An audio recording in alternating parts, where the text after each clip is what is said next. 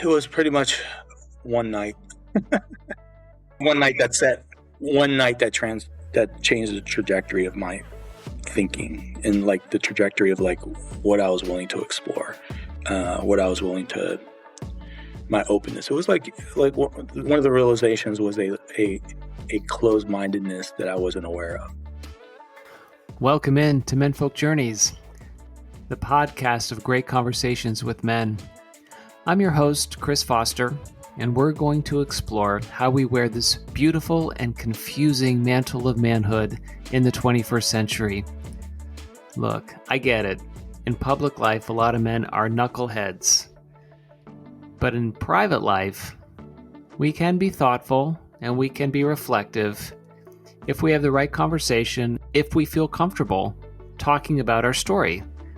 And we all have a great story to tell. And we can all learn from those stories. We can learn about who we've been, who we are, and who we want to be. And that's why we're going to have this conversation, so we can learn from other men just like us. And tonight we're going to talk with my new friend Michael Tierno.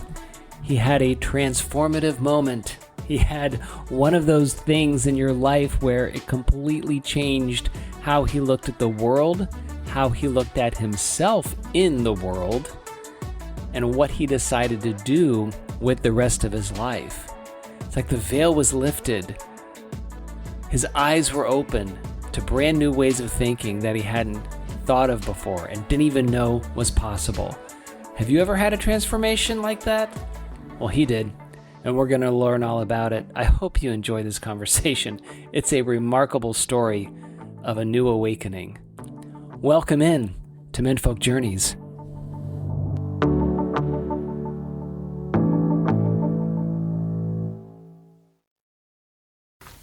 Hey folks, this is Chris, and I wanted to let you know that you can support this episode. If you love these conversations and get something out of them, you can support the show by helping me with the platform fees and technologies that make this show happen. Simply go to buymeacoffee.com/menfolkjourneys. Look, I know it's a long URL, but it works. buymeacoffee.com/menfolkjourneys, just like it sounds. You can donate $1, $5, $3, $10, whatever. You can even make it monthly. And all proceeds go to support the technologies I use to make this show happen. Thank you so much and enjoy the episode. Well, all right. Well, Michael Tierno, welcome in. Thanks for having me, Chris. So glad you're here. Tell us, it's wonderful to have you. Tell us a little bit about yourself.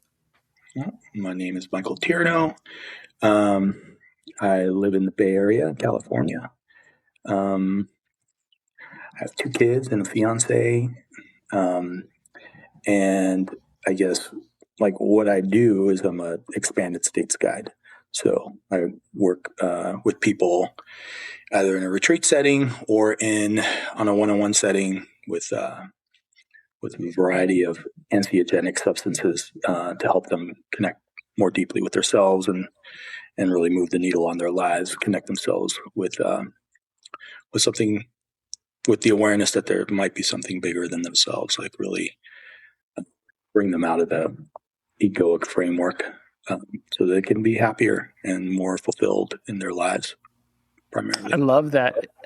On a mission to help people be happier and more fulfilled. That's a fantastic mission. So what I'd love to do is, I want to talk about how you got to this place. But what I want to start with, if you don't mind, is kind of what I'd call the before times, right? I think that, I'm curious about who the child Michael Tierno was and the adult Michael Tierno was before you became the Michael Tierno that you are now. Sure. So if you could just tell us a little bit about who you are when you were that 5 or 7-year-old Michael Tierno, what that little boy was like. Oh, he was rambunctious.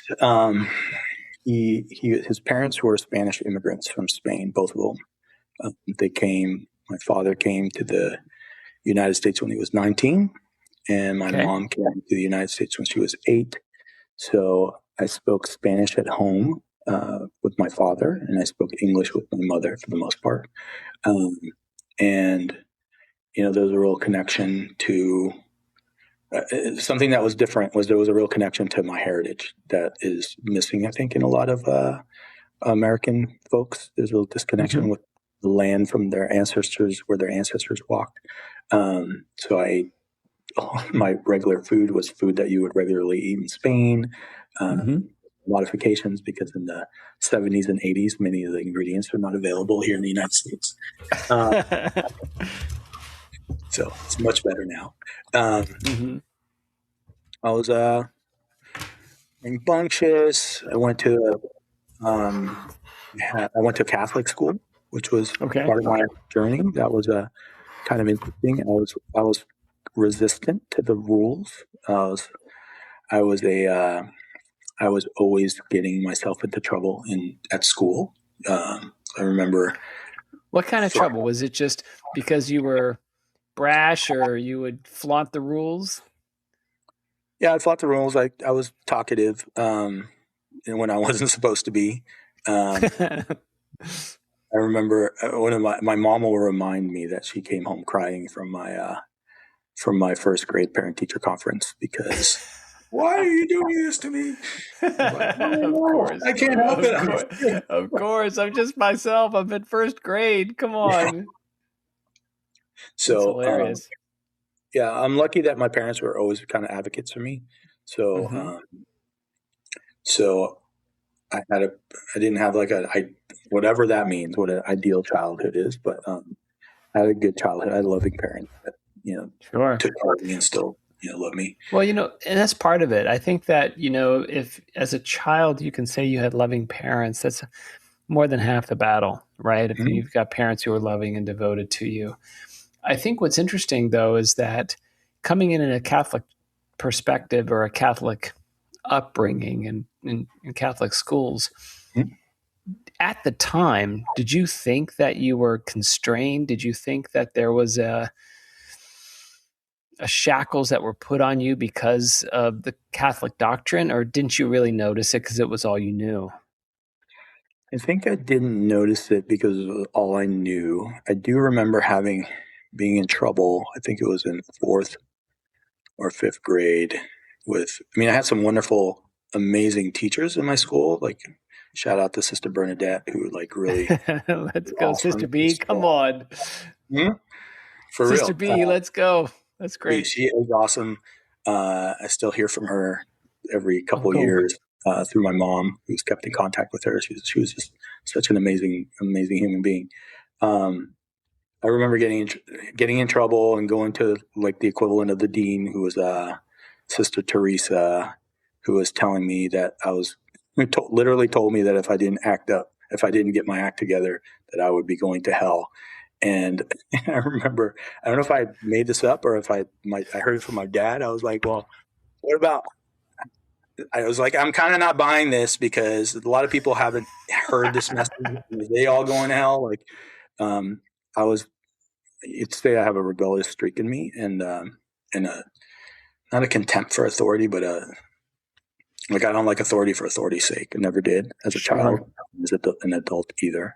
I think that I have a nerve in me that if I need to understand why we're doing what we're doing. So traffic laws are not be flaunted, that for everybody's safety. I totally like that, but agree with that. But when things are just if I don't get it, it's kind of doesn't make sense to me, in terms of something that I want to align with.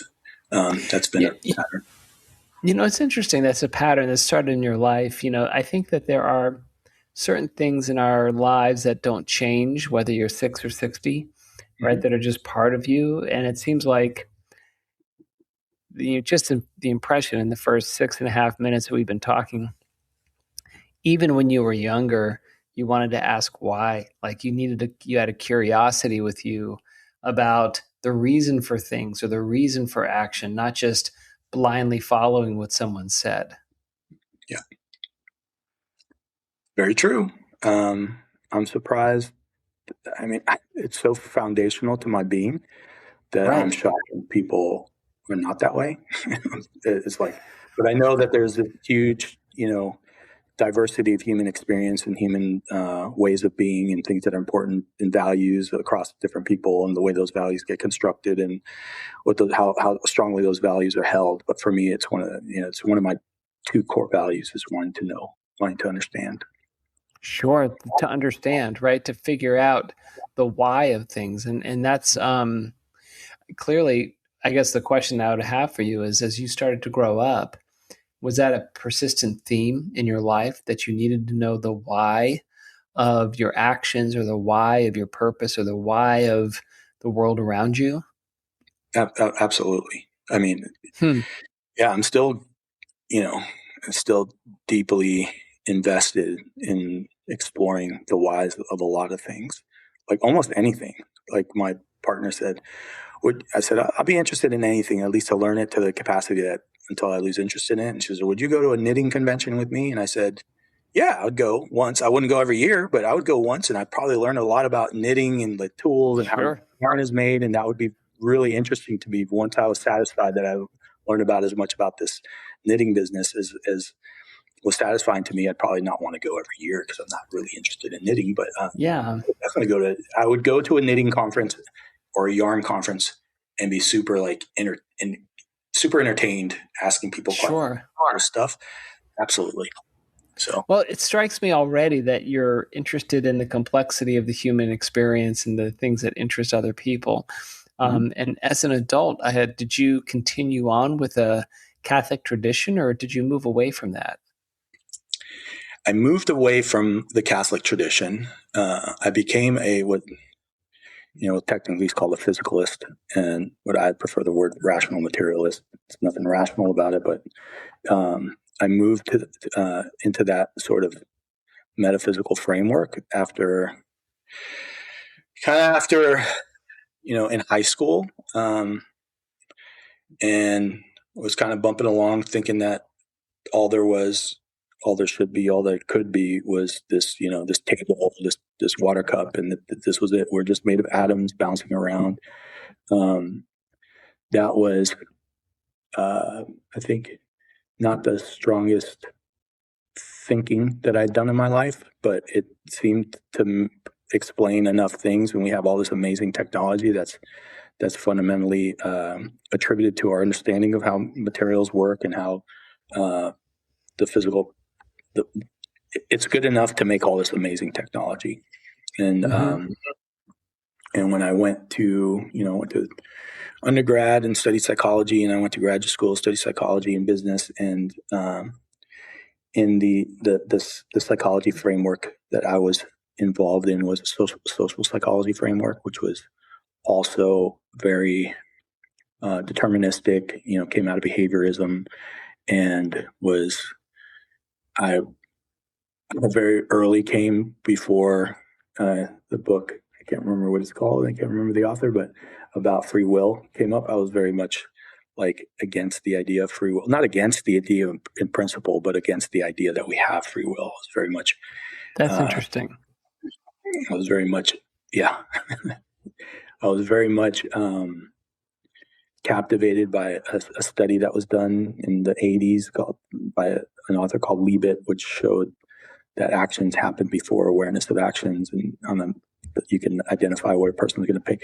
Anyway, it's an interesting study. If you look up the Liebet study, it's been criticized since then as not being enough information to do that, but to make that come to that conclusion. But I was very captivated by that and by social psychology. I still love social psychology. I think it's one of the most useful, branches in psychology with regards to understanding how people behave in groups.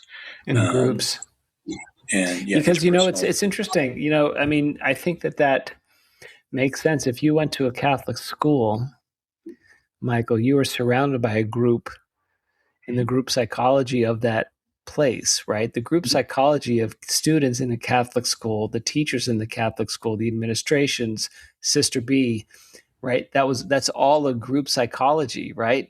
I mean, it's pretty interesting that coming out of that, which is a totally different group psychology than if you go to a public school or if you go to an arts school, right? It's just a different environment. And so as human beings, so often we are defined or define ourselves by the group that we're in, because we're social animals. We want to fit into a group at some point. And so the group psychology and the group movement, I think, is interesting, because you could be a different person in one group versus another group, right? I mean, if I grew up in Catholic school in that environment, and that's the only environment that I knew, I'd be that person versus a person that's in a different group. Even though the core of me is still the same, I'm so influenced and shaped by a group experience. Yeah, you make a good point, and it's even more relevant to what I was interested in studying in graduate school, which was attitude and belief change. Why do people believe what they believe? That was a part of my, that was like the subspecialty of social psychology that I was most captivated by, beliefs and attitudes and yeah, I mean, it's a thing to understand. I mean, you have to understand, how did Germany of 1933 happen? Like, how does that happen? Right? From a group psychology perspective, it's good to understand that. It's important to understand that, right? How does the Jim Crow South happen? Right. I mean, there's this whole group psychology about all of that. So it's an interesting idea, and it gets me thinking about our own lives. And when you change your group, right? If you're in a situation where you're in a group and you realize it's actually not quite who you want to be or who you really are, and then you have to change groups or change yourself. I think most people at some point have experienced something like that, where they've realized that they need to be in a different group. And then that creates a transformation in their life, where they're somebody different than they were before. Right. Did that happen to you? Not so much from the group thing. I think I was pretty much, it has happened to me, but it's been a more organic process. The biggest change that happened to me was what we started alluding to, or started giving a little foreshadowing to, which was the whole rational materialist thing. Right. I really want to understand that. So help me understand what you mean and define a rational materialist. Well, a rational materialist is basically, they're a naturalist, right? Believe that nature is real, that there's fundamental laws to the world engagement. And then the materialist part is that we're made of materials, and that's foundationally and fundamentally all that there is, right? So a collection of atoms that coalesce in a certain environment and give rise to these animals that run through the world and do the things that they're going to do, and that there's nothing more than that. Materialist. I believe in material, right? I believed that there was only material substances. Right. So if I can jump in, what that predicates at the time, then you didn't believe there was maybe something spiritual, or there was some kind of energy that you couldn't see or touch. Is that correct? 110% correct. Right. It's interesting. An argument has been made for rational materialism in science. There was a book that came out recently called A Fortunate Series of Events, where the author postulates that there's no quote unquote fate. There's no quote unquote design, that the asteroid that hit the Earth strangely at the exact precise moment that it needed to hit to destroy all life that was there almost, and give rise to mammals and everything like that. He says, that's just random. That's just a thing that happens. That's just the material that's around. And when a baby is born, it's just the material that happens when the sperm and the egg connect, which is interesting. However, there's not a single human being that I've talked to ever that hasn't felt some type of miracle when their child has been born. Sure. Right? So to me, this materialism, or this rational materialism, never seems to hold reasonable water, or its reasonableness, when you look at the vast history of the human experience across cultures. Just doesn't quite seem to hold up. Yeah. I mean, I would have just found that book to be very like obvious to me. I'd have been like, yeah, what do I need to read this book for? It's obvious that that's the case. Like there's nothing more there. More, I mean, now that I've, reinvestigated, so I could go back a little bit in time to say that there was a period in my time where I was very much interested in high school, where I was very much interested in alternative spiritual practices. I was interested in, kind of like dabbling, not doing, but dabbling and reading about occult practices, other spiritual traditions, all this kind of stuff where I was kind of like very interested in it from like, I was learning about Never Succeeded in astral projection and all this kind of like more woo-woo stuff. And then I was out of that world very quickly by the time I entered college. But a more compelling argument to me, or the argument, not more compelling, but the argument that really lands with me is the whole idea of consciousness. I don't know if you've heard of The Hard Problem of Consciousness by David Chalmers. Again, when I was in college, in the 90s, came up with the idea that we have a correlation between physical substrate and conscious experience or qualitative experiences, but there's nothing about material that would allow something like a thought or an image or this presentation of this conscious field of awareness to actually be derived from material, because you can't weigh a thought. There's this whole, all that we know is consciousness. Literally all that we know is consciousness. Sure, because it's our own minds, it's our own vision, it's our own hearing, it's our own experiences that is experiencing it. Yeah. And so I just dismissed it with like what they call emergentism. Like you get complexity and you have this thing, whatnot, but totally unsatisfying. And in the last 25 years, or maybe now getting 30 years, since that argument was posed, they still haven't found that argument is still a big mystery. Like, what is this consciousness thing? And so, right. There's been some attempts at like something called panpsychism, and the metaphysics that I'm most like, I find most compelling is something called idealism, which is very similar to the Vedantic traditions of India, but in a Western model, derived independently in the West, but kind of says the same thing. But it took a lot of exploration and figuring out before I landed where I landed now. Mm-hmm. Well, it's interesting, Michael, even the way you talk about it, you use academic terms. Mm-hmm. It's really interesting. It's not like you said earlier, it's not woo-woo stuff, right? It's real thoughtfully constructed and measured academic phrasing of how you're talking about everything that you just did. To me, there's an underpinning of serious study and serious curiosity behind it. And the exploration that you've gone through is almost a scientific exploration, a sociological exploration of different ways of thinking and different states of being. So I'm curious about that. And clearly there's a moment where, you went to the Andes, you had a transformation, and you had a moment of clarity in your life, right? A lot of people may or may not have that. Some people that do have a moment of clarity really end up changing their life direction and trajectory and everything about themselves. It seems like that happened to you. Yeah.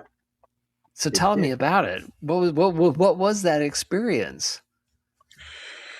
It was pretty much one night.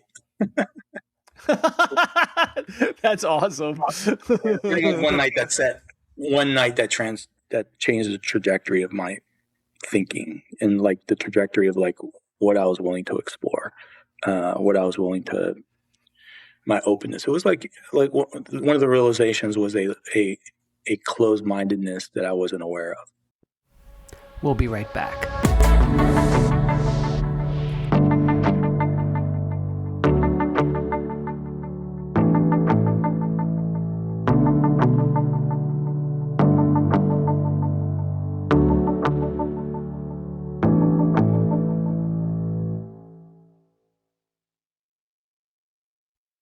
So the Peru story is, I'll give you the short version, but I was recommended. I was suggested to me by a coach that I was seeing that I do something on my own that wasn't in mesh with my now ex-wife, because we ran a business together. We did all these things together. And through the longer story is just details, but I ended up learning about this Peruvian brew called ayahuasca that is, it's out of the Amazon, right? And it gives these visionary states. And I read about it, and it was not the popular thing that it is now. It was 11 years ago. It was much less information about this since the Michael Pollan book, How to Change Your Mind, which really opened up the pantheon to this work in the popular culture. And so I went there, kind of like had read some stuff on Reddit, saw a couple of YouTube videos. There wasn't very much. And I was like, well, this sounds kind of interesting. I dabbled with some psychedelics in my college years, a little bit, not much. But this was having a different impact. And I thought that there was something special about this ayahuasca thing and I wasn't going to, I went in as a skeptic, eh? So I went in and I even wrote in my journal on the way down, well, this is either going to be a whole ball of nothing or it's going to be something. On the plane ride down there, I was writing in the journal, and I remember writing that down and being really kind of skeptical about it. Going with healthy skepticism. I think that's important to always have a little level of skepticism. And I went there, and the retreat was beautiful. It was like this beautiful place very close to this Machu Picchu place. It was comfortable, and there was a group of like 20 people in this thing, and I read about it in terms of like logistical stuff, but no one can prepare you for what happens in these sorts of experiences. You can talk about it all you want, you can talk about it all you want, but there's nothing that can prepare you for it until you experience it. So I picked this place because it had a certain kind of person that I was interested in getting to know, that was going to be serving this and whatnot. I didn't want to do the full like indigenous in the jungle, in the mosquito net kind of thing. And I wanted somebody who had a little bit of a Western sort of pedigree in terms of like academic, like I think I've disclosed so far. So I found I found this place that had this guy that seemed to have a lot of like if I ask a question, I'm going to get an answer. It's not going to just be all woo-woo stuff. So that was what brought me to this place. And I take this cup, and the saving words were, this was important to the story. So the saving words, the guy says, no matter what happens, in about 4 hours, we're all going to be sitting around here eating fruit, and it's all going to be chill. So don't worry about what's going to happen. If you can let yourself relax and surrender to the experience, you're going to have a much better time of it. So I take this cup. It didn't taste very good, honestly. I'm sitting in this dark room with a bunch of people that I only met that one day. And all of a sudden, it's like all this different perception came upon me, and I was resisting it, and I was not comfortable in the experience. I was having a very challenging time internally, and I was convincing myself I'm leaving tomorrow. This is a bunch of BS. Like, I'm out of here. I've gone crazy. All this kind of things. And then the words of that facilitator came to mind and says, well, just relax into it. Just allow it to be. Relax and let it go. I'm just going to ride this out. That's what I told myself. I'm just going to ride this out, go through it tomorrow. I'll leave, and that'll be like the experiment. I'll go to Lima, I'll have some fun. That'll be the end of that. As soon as I relaxed, everything changed. The whole qualitative experience of it changed. And in retrospect, nothing that I saw, I learned about my mind. I learned about myself. I learned about how I bring myself suffering. Nothing that I had seen was objectively scary to anybody. If you saw it on a TV screen, you would never say, like, that's a scary image. Nothing about that. It was all the story, the narrative I was telling myself about my mental state, all this kind of stuff. That was bringing me something in the moment. And so when I just allowed it to be, and said, I'm just going to ride this out, the flavor of the experience completely changed. Not the experience itself, but the flavor that I was bringing to it, that I was interpreting it through my lens changed. And it became incredibly blissful. And it was like way more resolved, or way more impressive, way more expansive, way more connected than any experience I've had in this reality that we share right now. I was like, okay, what's going on here? That was powerful. And the awareness came up and said, you don't know what you don't know, brother. Me telling myself, this whole rational materials thing, why don't you dig a little deeper? Why don't you be a little less close-minded about it? Why don't you investigate a little more?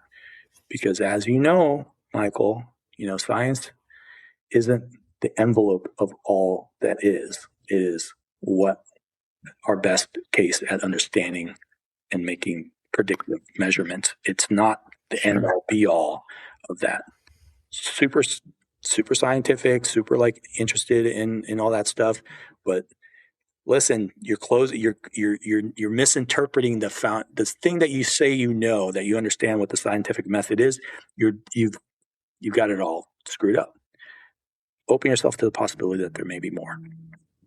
It was the most magical, blissful 2 hours of my life. And I was like, oh my God, I want that. The feeling inside of me of connected with a divine connection, of connectedness with everyone, not everyone, everything, in this tapestry where I'm only part of it. It's not just me separate from the world, but I am part of it.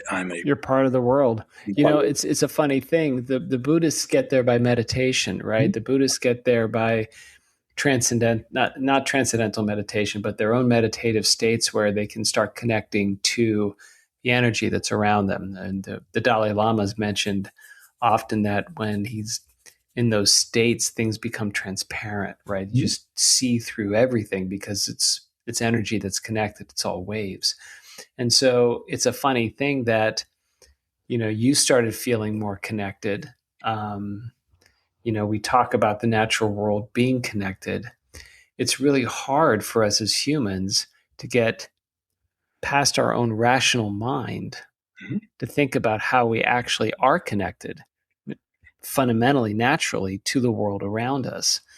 We put so many barriers and blocks from ourselves and the other pieces of energy in the world because we do, right? Because we have to rationalize so many things in our life. And then it seems to me like this moment for you took those barriers down and kind of peeled away those blocks, those curtains, so you could actually see what's really there. Yeah. And I didn't know what was there. I just knew that what I thought was there was a limited perspective. And then now the next 10 years was like figuring out more. Okay. So that started a new journey, right? It's a funny thing. I was talking to my friend Michael about this, and I think that, there's the Buddhist concept of multiple lives, right? You go, you die, and you go, you reincarnate, and you move along. But there's also, I think, an idea that you can have multiple lives in this life. Like the person that I was before is different than I am now. I take a little bit of that person with me, but I shed a lot of it, and I'm kind of recast and redone. Did you feel after that one evening, that one night, that you just had kind of emerged almost like a butterfly emerging from a chrysalis state, or just a different person than you were before? Did you feel it at the moment? Yeah, there was definitely something different. I mean, for sure. I mean, there was a realization of connected. I would say it a little bit differently than you said it earlier, but it was a realization that this sense of separateness is an illusion. Like I realized that the sense of separation was actually an illusionary sense. And I could give you 50 reasons why. It's cultural. It's the water we swim in, and so it feels like we're separate. I believe really that it's a very modern conceptualization of reality. This idea of being so separate from everything. I think that you go back 500 years. Just the idea, these expanded states that now we have to go to these entheogenic substances, right, were not uncommon before we had Tylenol and fever reducers. Right. You get a fever, the same processes that happen in that we can see through an fMRI in the brain, many of those same processes are very similar in terms of like the default mode network quieting down and having this fever dreams, right? They call them fever dreams. Sure.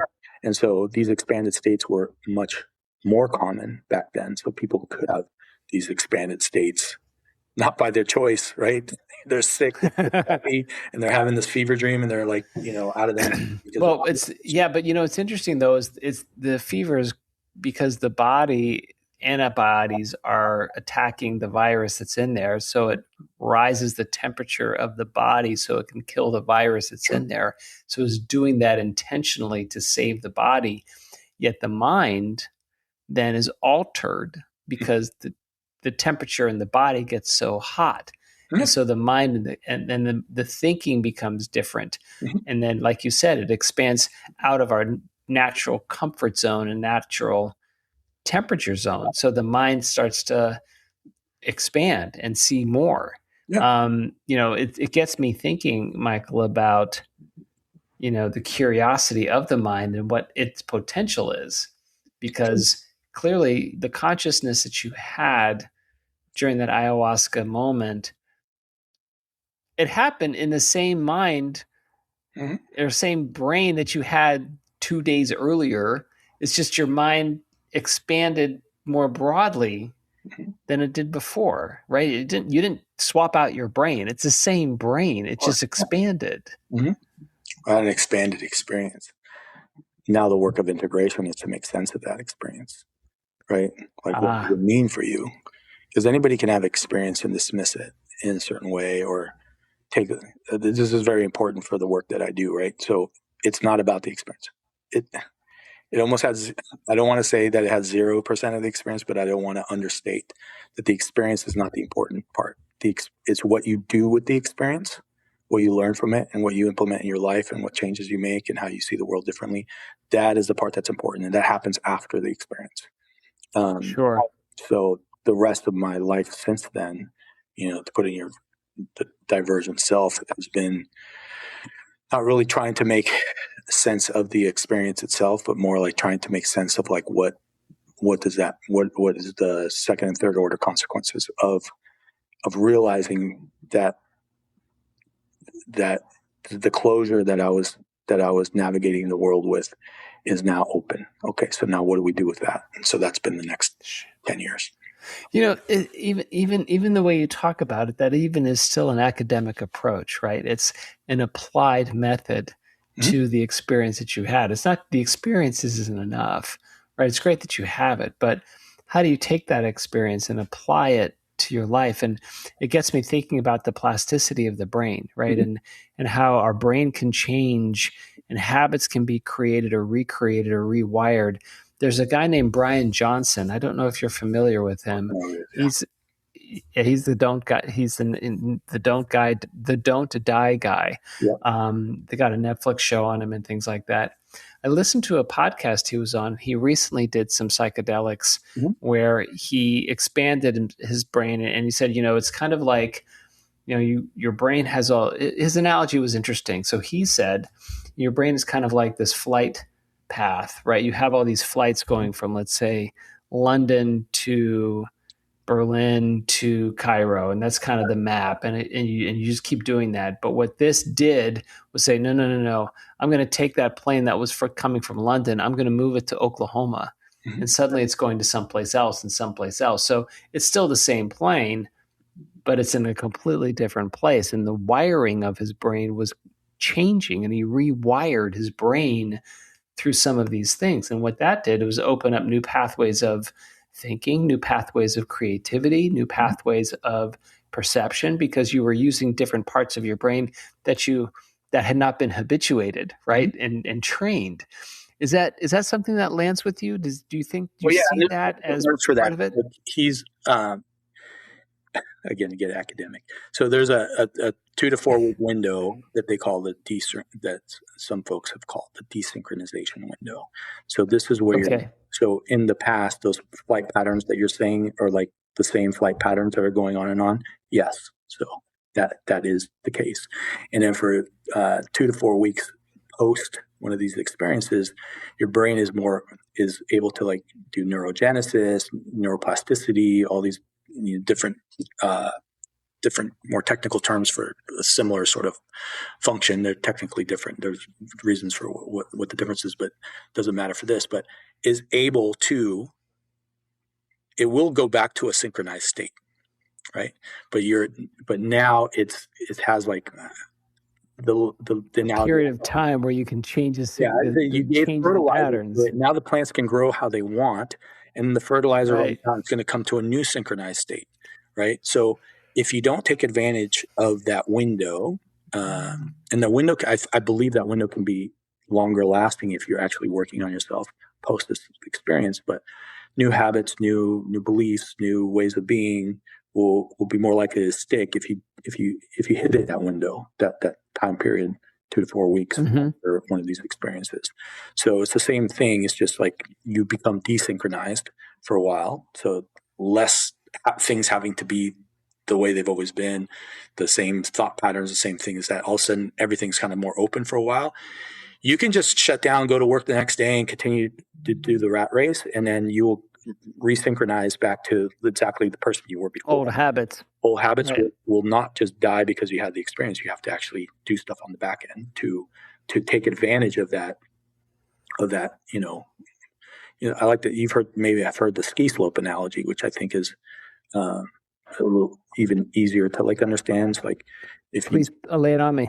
If you've ever skied or whatever, and you go towards the end of the day, everybody skied the same trails. And so there's these routes that kind of pull you into like what other people have skied because it's just that. And this desynchronized state that happens is like you just get a fresh cap of snow. So you can choose to take those same routes. And if you choose to take those same routes will be reemphasized again. But now, because the snow hasn't been patterned out by all these skiers that have been skiing that mountain all day, now it's like a fresh, you can go to the trees, you can do this other kind of stuff. So many patterns, if you want to like drop an unhealthy habit or start going to the gym or take control of your life in a new way or take advantage of a new sense of agentic, capacity that you might have. If you do that in this window afterwards, it's much more likely to be a normal way of life when your brain, your mind, whatever you want to call it, comes back to us, to its new way of being. And right, because so if I can read this right, like if you're able to remap those pathways, like relay the tracks or the fresh snow, whatever metaphor you want to use, then suddenly you habituate those new patterns and those new tracks and those new ideas, and that is then life changing because your brain has changed and your mind has changed in terms of how you want to live. And then if you can act on that, then truly your life will be different than it was before. Mm-hmm. It's true. That's awesome. That's fascinating. I think that, to me, I find that very hopeful that if there's certain folks who aren't happy the way their life is going or happy with how they're thinking, that there is a way to change their entire life and their entire outlook on the next chapter of their life. Mm-hmm. It's never too late to change. We just did a retreat about 10 days ago, and one of the participants said something that stuck with me. I've heard it before, but it landed because people were repeating it. It says, "When's the best time to plant a tree is 20 years ago. That's the best time. What's the second best time? Plant it now." Right now. And so that became kind of the theme of the retreat. We were using that analogy throughout the whole thing. It's exactly what you're talking about. Anytime is really the best time to make change in your life. Your past doesn't have to like really manage your present. It's all about like to the extent that you can be self-aware of how your past is impacting your present. And sometimes it takes, an expanded state. Sometimes it's just introspection. Sometimes it can be meditation. Sometimes it could be just going out in nature and quieting the mind without your phone so that you can pay attention. Oh, I'm having these thoughts, separation between your thoughts and realizing that your thoughts aren't you, that there's just these like images and word salad that comes through that we sometimes believe that is so true. And then we're having these things, but when you can get, it doesn't take necessarily an expanded state. It's just a very efficient way to do it if you're doing it safely in the supervised environment. Because I wouldn't encourage anybody to just go out and do any of these substances by themselves. It would be very, very, very irresponsible of them and of me to suggest that that's a good way to do things. So, yeah, no, I appreciate you saying that. So, if you could, why don't you talk to me a little bit about those retreats? And you talked about expanded states. I'd like a clearer definition of what you mean when you say expanded states. Well, I use the term expanded states because I want to be very clear that there's multiple ways to get to these states. So the most accessible and easy, not easy, so it's not easy, but the most accessible way is hyperventilated breathing. So there's something, the most famous, the most well-known sort of approach to this is something called holotropic breath work by Stan Grof, who was a LSD researcher. And then when LSD became prohibited in the United States, he went and explored and did some research and found out that you can get to similar states by basically breathing at a certain pace. So your blood pH changes a little bit, right? Because if it changes too much, it would die. But you would have some problems. But you're hyperoxygenating this blood, and something happens in the brain where you can have fully visionary experiences, expanded state experiences. So the breath is just through breathing. Yeah, that's amazing. So it's a little bit uncomfortable because you're breathing like for like 40 minutes. But even those two breaths, I could tell as the oxygen was entering a little more deeply, I could feel a little tingle in my cheek. But you're going for 40 minutes. Your mouth gets dry. It's a little uncomfortable. You have somebody watching you because it can be quite intense. You can have an emotional experience, crying, have all these like realizations, all this thing. But the breath is a key to having an expanded state. Fever, if you have an uncontrolled fever, like we talked about before. Dreams are another expanded state. Alcohol is another expanded state. Marijuana is another expanded state. All these different modalities that you can have. Meditation. Right. Meditation is an expanded state where when you start watching the mind, you can have these things. And then psychedelics, right? They're Sure. It's interesting. Again, you're applying an academic term called modality to this path towards expanded states, where expanded states seem to be in reach of all of us, right? We can all go to an expanded state. It's just that you just talked about modality. It's kind of like a path or a way to do that that's comfortable for people. And I'm sure that there are different degrees of expanded states that you get with these different modalities. For sure. I mean, you mentioned meditation and Buddhist meditation, which is one type of meditation, right? And in Buddhism, there's a whole bunch of, it's not one kind, right? It's a whole pantheon of modalities that they can use for different things that have been very much explored for thousands of years. Right. And those are all. That's why I use the word expanded states, because I don't want to be for people to think that there's only one. There's only one way. Right. And some people are scared. That's fascinating. Yeah. So, I was just going to ask you, that's fascinating to me, because I'm sure when people come on these retreats, there's either there's a belief that they have that they're going to do something different with their life, and that there's a belief that this is a path towards that. But along with that belief, I'm sure there's nervousness or uncertainty or doubt that happens at the same time, right? Maybe there's, like you said, there's a discomfort. A lot of people are uncomfortable with being uncomfortable. Some people embrace being uncomfortable, and then it's a state that I know it sounds funny, but a state that they're comfortable with, right? They can handle they can handle that discomfort well, and some people don't. When you find folks coming on their retreat, because clearly they're doing it willingly, do you find that they're really ready to embrace it, or is there still some skepticism, or still some retreating that happens? Oh, there's definitely retreating. I mean, one of the things we do is we do these video testimonials after the retreat. And one of the questions I ask to normalize what you're talking about is I always ask them when we're doing the video, I said, well, how did you feel when you're coming through the door? Everybody's terrified. Everybody's terrified. He's like, I don't want to leave. I thought about leaving. I don't know if this is for me. For these people, like, what's going to happen? And that is the case. Or when I do one-on-one, I always ask people when they're coming up the elevator. I always ask them, so how you feeling? And except for like 3 people that I can name, and they have reasons for why they said, everybody to it, I'm a little bit nervous. And one of the first lessons there is like, okay, that's perfect, very common to be nervous. It's very normal to be nervous. And then also realize that nervousness and excitement feel very similar in the body. So there's some excitement also. And they'll say like, yeah, there's right. So let's just pay attention to how the little narration. Is it nervousness or is it excitement? Is it a little bit of both? It can be both. It can be both, and I think that is so interesting, where the power of the word can change how we think about things, right? If I tell myself I'm nervous, versus if I tell myself I'm excited, it's a totally different perception I even have on my own self. Even though the feeling might be the same, the words that I describe it changes how I feel about the feelings and think about the feelings, Absolutely. Right? Yeah. Funny. It's again, the mental labeling, the reframing, the approach that we take through the narration of what's going on in the mental vocabulary you have to go into lexicon that's hammering on that. Right. You have an experience. What's the story I'm telling myself of the experience?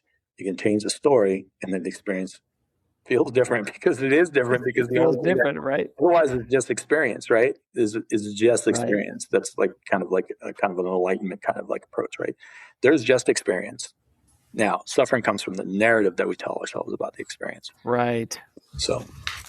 Right. Actually, I think that's a really astute phrase, that the suffering comes from the narrative we have of certain things. I've been reading a lot of the Stoics lately, and what they talk about is that experiences are just right? Things just happen. We label them good, bad. We label them, this was negative, this was positive. We put those labels on them as, like you said, a narrative of a thing that's just happening in the world, right? That oftentimes is not even in our control. Something happens that we have there's no way we could control it. We put a label on it immediately in terms of our own perception, and it changes how we think about that experience. The same is true, I think, when you just talked about with an expanded state, because if you enter in being nervous or skeptical, or this thing's not going to work, or I'm not really sure what this is, versus, like you said earlier, reframing it to be open to the new expanded state, it completely changes your experience, and it completely changes how it impacts your life and what you do with it. And that's why I think it's so important to, when you do have these, so you're pretty much guaranteed to have an expanded state experience with us when you're taking a substance. So something is going to happen. So right. So one of the real important things is to set the framework, so that the last thing you want is to be feeling unsafe when you're about to ingest something that's going to change. That's going to change the frame of reference. So having somebody who you feel safe with, right? You really feel safe with. So if you're going to, you find a guide online or something like that, and they say, yeah, come on over next Friday, we're going to guide you. Not the best. That's not to say that they can't. Right. A feeling of comfort, but I always tell people when they're looking for these things is make sure that you've had a conversation, at least an hour, with the person that you're going to sit with, preferably longer, but you really want to be getting the person's vibe, that you feel like, okay, this person knows what they're doing. They can handle themselves. They can handle what's going on in the container. And then the container itself is so important, right? So if safety is is, is either like, are you in a burning building? It's unsafe. Or are you not in a burning building? So there's that level of it. But the felt safety in the nervous system, right? That has to be something that's really, that the guide is very attuned to. So like what I do, so I'm already starting that process, and it's so important. So one of the reasons why I'm bringing it up, how you feeling? I'm nervous. Of course you're nervous. Start reframing that. And then when we come into the room, it's not like, okay, here's your stuff. Like, let's just keep going, right? We talk for about at least a half an hour, maybe an hour before we even touch on what we're going to be doing for the day. How's your day? We're normalizing the environment, getting them comfortable in the space.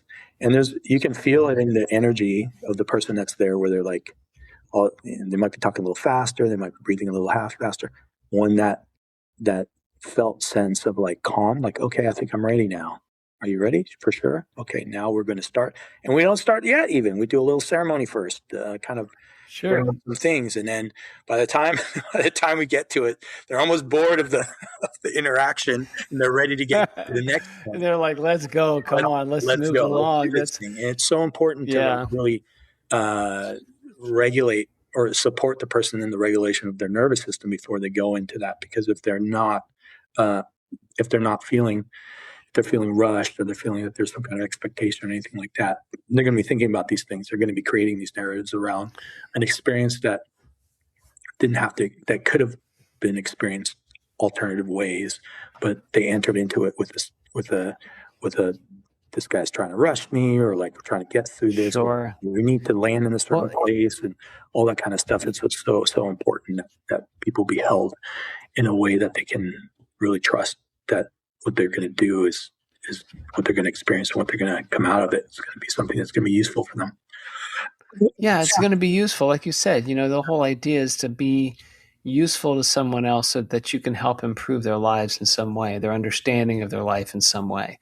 And, even you talking about helping someone's nervous system calm down, what that does in the mind, we know this to be true. We know that a couple of deep breaths actually just calm the mind down, right? There are certain physiological things we can do to regulate our own nervous systems and our own mental awareness and kind of mental relaxation, if you will, our openness to new experiences, right? Coming to, when you go to a symphonic performance, for example, it's quiet and they tune the instruments, and suddenly it's getting everybody in this state of, oh, okay, I'm going to relax.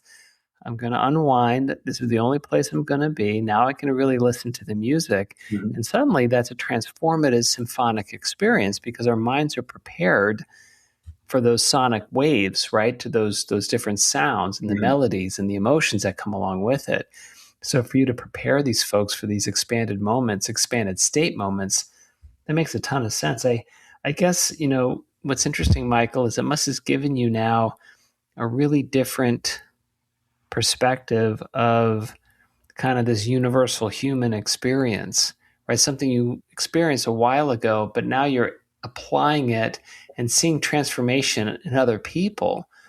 That it must give you this sense of not only belief, but real conviction that we as people can really change. Like, we can have a better and a deeper connection, and it's possible, and it's out there. That must be really hopeful. Oh, for sure. I wouldn't do this if it wasn't hopeful. It would be just spinning my wheels. If I didn't see like something that's a little different from my approach than from it should be. I think my approach is like, I don't know why more people are not talking about this, but a lot of people are invested in this or do this for a lot of other reasons that are kind of peripheral or kind of related. There's a lot of, I'll probably get in trouble for saying this, but there's a lot of like expectations about reciprocity for like these medicines that came from these indigenous traditions and doing all this kind of stuff. I think that's important, but it's not what moves the needle for me. The only thing that moves the needle for me is the word efficacy. Like 100% is the only thing I'm concerned about is, does it work for the people that work with me? Like, are their lives Sure. better at least 6 months after outwards? And if it's 6 months, it's going to be forever in some way. It doesn't mean they can have any problems. But I'm only concerned about efficacy. I'm only concerned on like that someone sees me, that they can go back and say, wow, my life is different in a better way than it was before. Right. Whatever that way is, huh? So I'm not like making promises that this or that, because I'm not. It's also important to recognize, because you kind of said, I kind of got a flavor like I'm doing something. I'm not doing the change. I'm not implementing the change. I'm not putting myself on these people. I set the conditions so they can do the work themselves, and I support them after. But you're facilitating. You're facilitating the change. Their own thing, but I'm not doing right. Make a container. Right. No, that's everybody that's has actually a nice everybody can do distinction. this. Yeah. Everybody has the capacity to live a better life, to be better, to be more connected, to be a little more like open to this felt connection that is the reality of things. Everybody has that capacity. My whole purpose is to like make this conditions so that they can most easily go in that direction, whatever that means for them. So I love it. Really passionate about that. It's like the framework. Yeah, that's fantastic. Anybody think that I'm doing anything to make people think? I just said a container. That's it. Right. That's interesting. I love it. Well, this is so interesting for me. I if I'm up in the San Francisco area, I'd love to see you. Fascinating. So before we check out, I do have a question for you. It's a final question I ask all my guests. Sure. So who is someone that I should know that you know that I don't know? Personally know? Yeah. Somebody that you should know that you don't know. Well, my partner in the retreat work. Excellent. He's a different character than I am, but we're each other's, like we work very well together. But how long have you been working with Yoni? I've known Yoni for a long time, but we've been working together for about 6 years. So that's fantastic. What a great partnership. Together. And there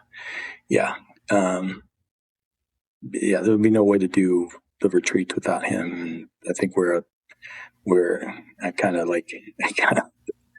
not so lofty, but it's kind of like a Steve Jobs Wozniak collaboration where you need both. Neither of them could have done it on their own. Sure.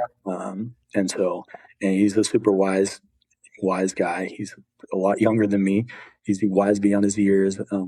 Super good thinker, and he's got a motor on him like you wouldn't believe. And he's a sweet, sweet, sweet man, and I love him dearly. That's beautiful. I love that. That's fantastic. Well, Michael, thank you so much. For those interested, it is michaeltiernoguide.com. You can learn more about what Michael does in his work with folks. And Michael, I really appreciate you spending the time with me on this podcast and learning about your journey. I think it's just fabulous. Yeah, it was super. It was very fun. I've done a bunch of these, and this was one of my favorite ones. Oh, well, I think you're wonderful, and I can't wait to meet you face to face. All right, let's do it. Thanks, Michael. Have a great evening. You too.